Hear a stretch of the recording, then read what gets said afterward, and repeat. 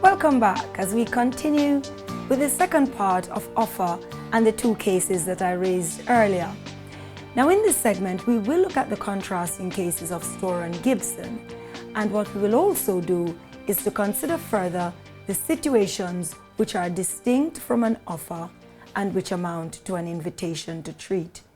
Now, before we consider the case, again, I will remind you that you should go to your source materials in order to ensure that you know what it is you are dealing with.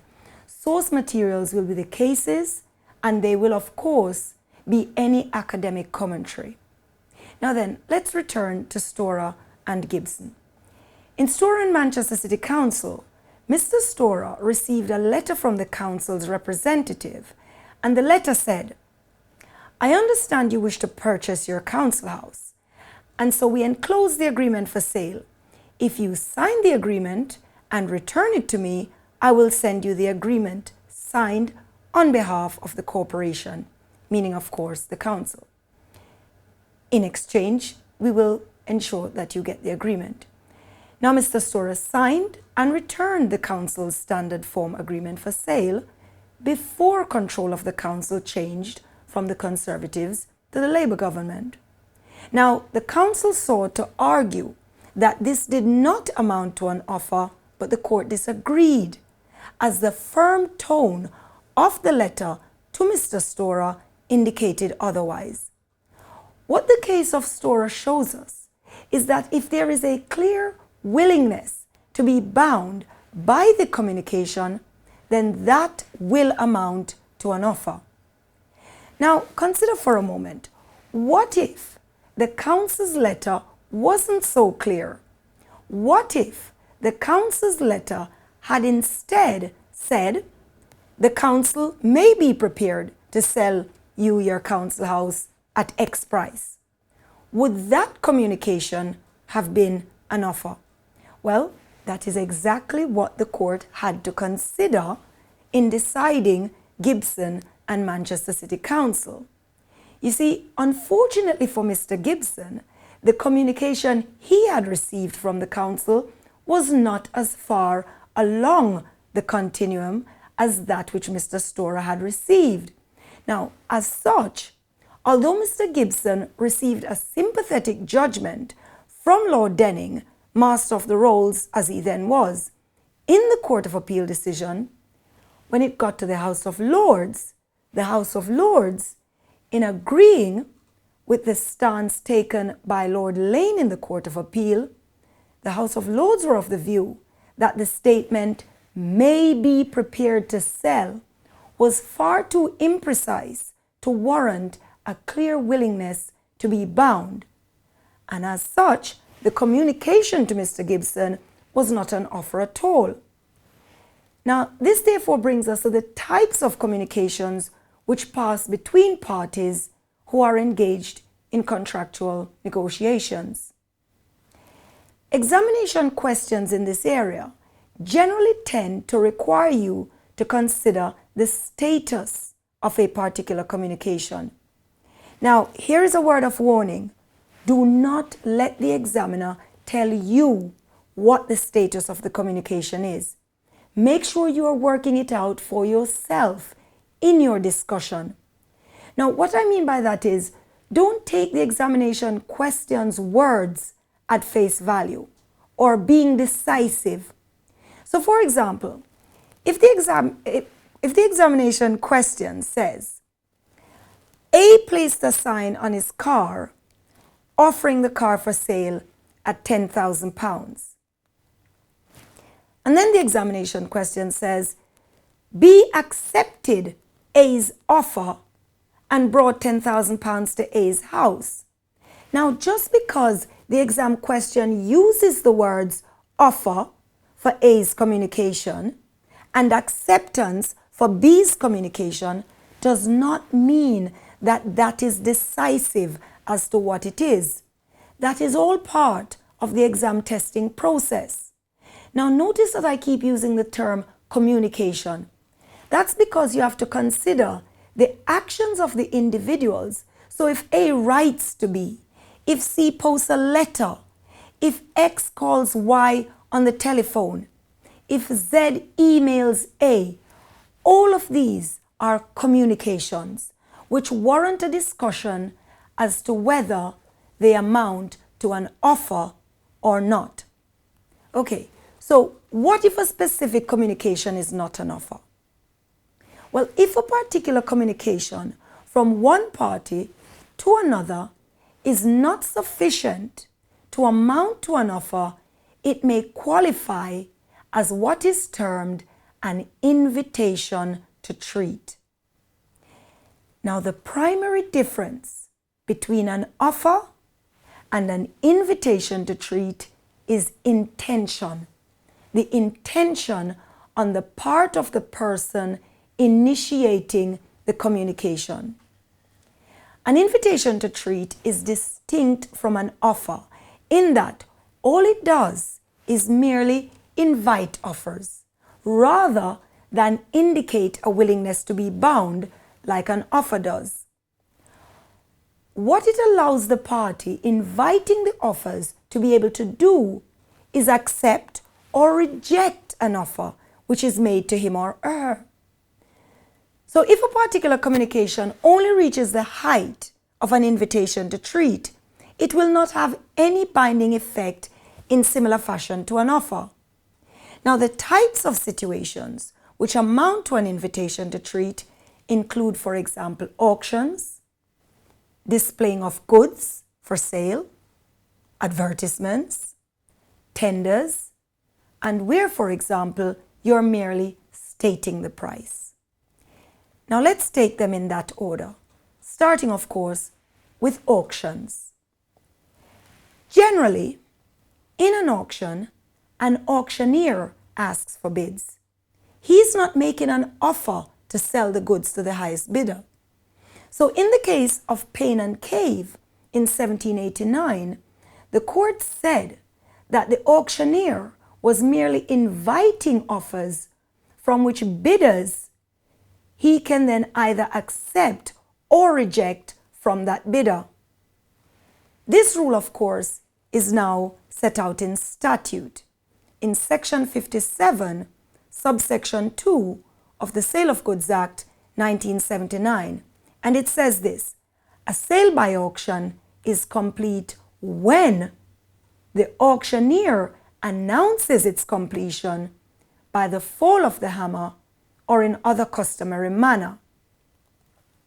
And until the announcement is made, any bidder may retract his bid. But think for a moment. That would be where an auction is what is called with a reserve. Is there a binding promise when the auction is without reserve? That is the question.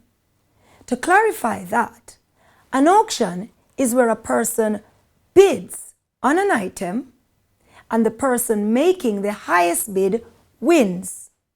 However, the item may have a reserve price, meaning there is a minimum price that it will not be sold less than. So even if persons are bidding, if the reserve price is not met, there is no sale. But assuming that the reserve price is met or exceeded for that matter, there will be a fully formed contract when the auctioneer's hammer falls.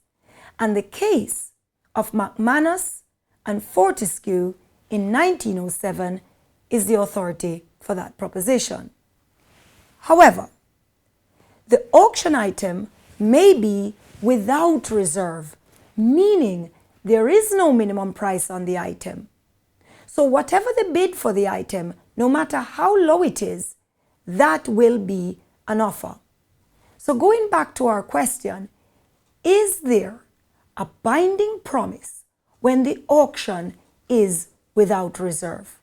Well, although the position had not been quite clear historically, the recent Court of Appeal decision in 2001 in the case of Barry and Davis, trading as Heathcote Ball and Company, has now made it somewhat clear that there is a binding promise when the auction is without reserve. Now in that case, two machines were advertised for sale by auction without reserve. Barry, who was the claimant, was the only bidder, and his bid of £200 for each of the machines fell well short of the commercial value of the machines. Davis, who was the auctioneer, refused to sell the machines to Barry, and he withdrew them from the sale. Now, both the Court of First Instance and the Court of Appeal found that Davis was in breach of contract, and they emphasized that in an auction sale without reserve, it was not open to the auctioneer to reject the highest bid, which was the only bid in this case, simply because it was not high enough. From an objective standpoint, this may seem harsh, especially as the bid was so far below the true value. However, to avoid a situation like that, a seller putting items into auction would certainly be well advised to place a reserve price on the item. That then is the position with auctions. They are invitations to treat, and the bidder makes the offer, which then the auctioneer accepts or rejects with slightly different approaches depending on whether the item is with or without reserve. Now, another distinct situation from offer, amounting to an invitation to treat, is the displaying of goods for sale. Now, whilst on the face of it, a display of goods appears to be an offer for sale, the law has different ideas. Let's start with items displayed in a shop window. Well, again, to the average person, it may appear that the goods displayed in a shop window or on a shop counter with a price clearly marked on it is actually being offered for sale. But again, as budding lawyers, we will see differently, because the cases have firmly established that that is not the case, and that displaying goods in a shop is not an offer to sell those goods, merely inviting a person to offer to buy those goods. The two cases on that point, of course, are Pharmaceutical Society of Great Britain and Boots in 1953 and Fisher and Bell in 1960. Now, in both cases, the court was of the view that the offer was made not by the party displaying the goods, but by the buyer offering to purchase them. Interestingly enough, both of these cases had to do with criminal prosecutions, which were brought in respect of the sale of restricted or prohibited articles. So you may want to consider, from an academic standpoint, how you would address this in, say, an essay question, perhaps. There are some American cases which you could draw contrast with. Now, in those cases, what was under consideration was a contract matter, and the conclusions were very different.